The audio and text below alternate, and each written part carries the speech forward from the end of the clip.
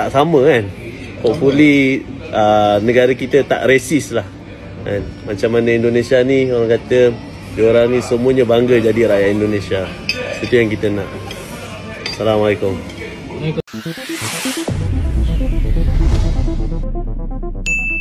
Assalamualaikum warahmatullahi wabarakatuh. Salam jumpa lagi dengan kami di channel ini. Salam Pancasila dan semoga rahmat Tuhan selalu menyertai kita semua. Ya, ada banyak video-video dari negara tetangga yang membahas tentang identitas nasionalisme warga negara Indonesia. Namun mereka membahas kewarganegaraan berdasarkan ras yang kemudian dibandingkan dengan keberagaman di negaranya. You come from China? Hello, where you from? Indonesia. Sorry? Indonesia. Indonesia, selamat datang, welcome, thank you very much. Yeah, bring you to Indonesia. You from Jogja, Gunung Merapi, tahu tu? Ya, salah. Guys, tadi waktu aku kat club golf, aku jumpa satu orang uncle ni. Dia keturunan Chinese. Aku tegur dia, "Uncle, you Chinese lah?" Lepas tu dia kata, "Bukan, I'm Indonesian, tapi I keturunan Chinese." Dan yang I respect dengan dia kan, waktu dia sembang dengan kawan-kawan dia tu kan, walaupun kawan dia berketurunan Chinese, tapi dia cakap bahasa Indonesia. Dan dia kata, "Saya lahir kat Indonesia, saya bangga jadi orang Indonesia." Rasa macam wow, amazing kan.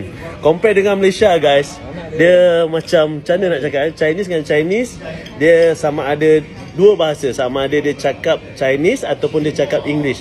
Kalau dia orang berjumpa kan, itulah beza kan. Itulah nak buat macam mana kan. Kita negara tak sama kan. Hopefully negara kita tak racist lah kan. Macam mana Indonesia ni, orang kata diorang ni semuanya bangga jadi rakyat Indonesia. Itu yang kita nak. Assalamualaikum.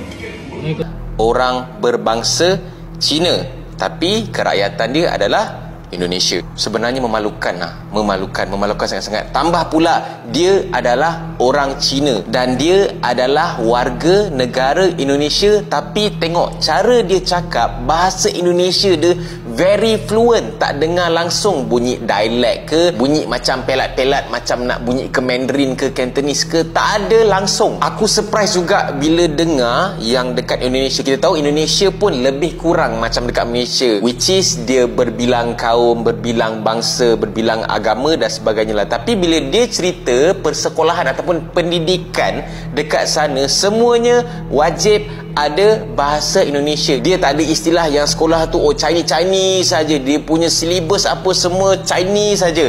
Memang tak ada. Dan itulah baru betul-betul perpaduan. Sebenarnya benda ni aku dah tahulah berkenaan dengan dekat Malaysia ni memang ada sekolah Cina, sekolah yang memang ajar silibus daripada negara China dekat sana kan, apa semua kan. Kita nak ubah pun, nak komplain pun tak dapat nak buat apa kan, bla bla bla bla kan. Tapi tak adalah sampai aku expect yang tahap dorang ni tak boleh nak berbahasa Melayu, tak boleh nak berbahasa Inggeris tu aku boleh consider lagi. Ni tak boleh nak berbahasa kebangsaan langsung. Ayo, memalukan siut. Serius memalukan. Dan bila benda ni diceritakan pula oleh orang luar, bangsa Cina juga, tapi daripada negara lain, wah, aku marah pun ada, aku malu pun ada. Tapi lebih kepada aku malu lah. Sebab video-video aku sebelum ni duk sibuk cerita pasal Malaysia ni, perpaduan Malaysia ni berbilang bangsa, tapi kita semua ni adalah satu Malaysia, bla bla bla bla apa semua kan. Apa korang punya reaction? Korang nak salahkan siapa?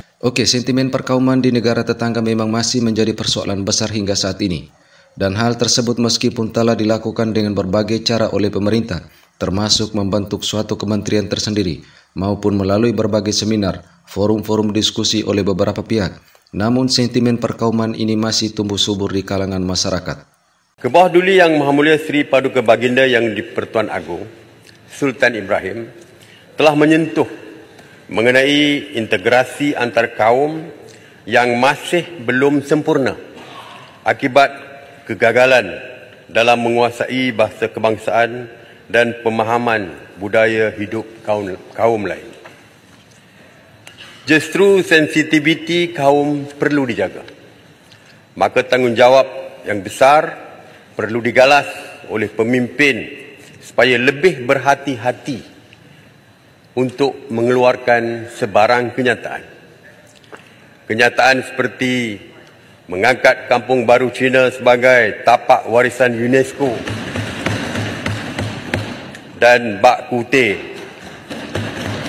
sebagai makanan warisan tidak akan mengukuhkan integrasi kaum, malah boleh menimbulkan polemik yang berpanjangan.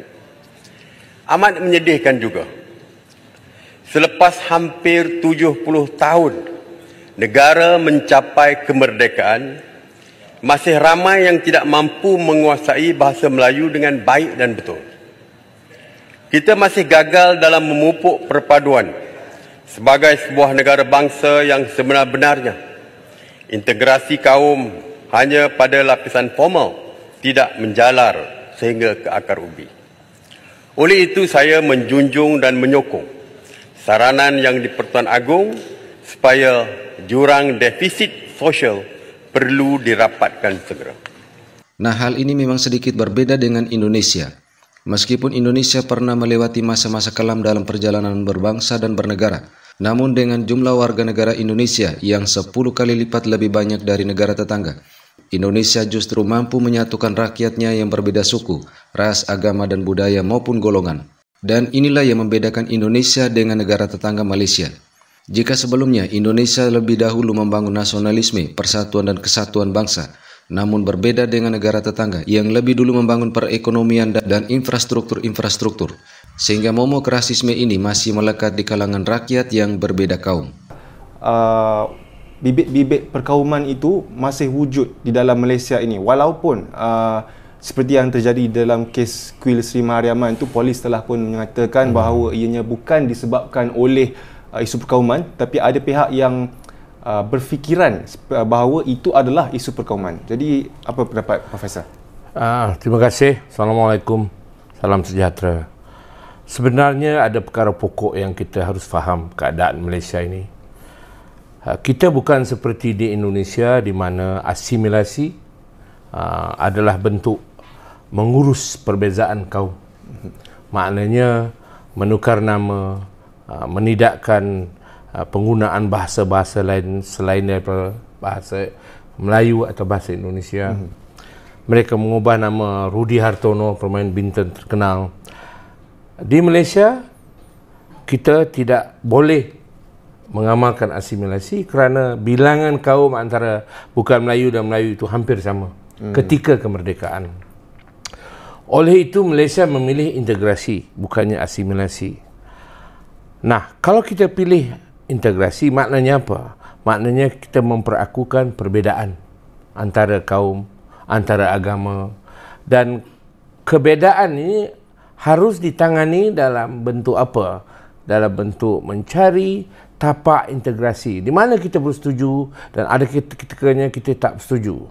Oke, warga negara yang berbeda suku, ras, agama, golongan, dan budaya adalah potensi sumber daya manusia dalam mengelola tatanan kehidupan berbangsa dan bernegara. Dan ketika berbicara tentang perbedaan, hal itu sebenarnya bukan hanya dalam kehidupan berbangsa dan bernegara semata, namun perbedaan tersebut sudah ada dalam diri masing-masing setiap insan manusia, yang sudah berbeda dari sisi anatomi tubuhnya dan tidak sama antara satu dengan lainnya. Namun semuanya menopang tubuh untuk bisa hidup dan dapat melakukan ragam aktivitas demi memenuhi kebutuhan hidup sebagai seorang manusia. Oke, terima kasih sudah menonton video ini hingga usai. Wassalamualaikum warahmatullahi wabarakatuh.